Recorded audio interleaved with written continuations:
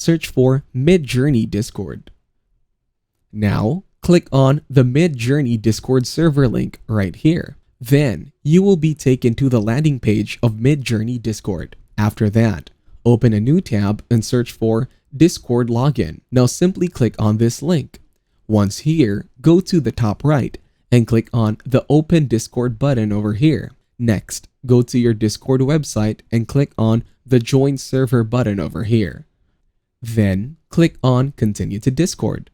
After that, go to your Midjourney Discord and here, click on Newbies 27. Now click on the message bar and select Imagine Prompt. Now scroll down and copy this prompt. Then, paste the prompt here. After that, it will start generating images. Furthermore, you can also edit or upscale your generated images. Next, click on your image and save it. If you found Midjourney interesting and want to try it yourself, simply click on the link given in the description box. If this tutorial was helpful, please subscribe to our channel and like this video.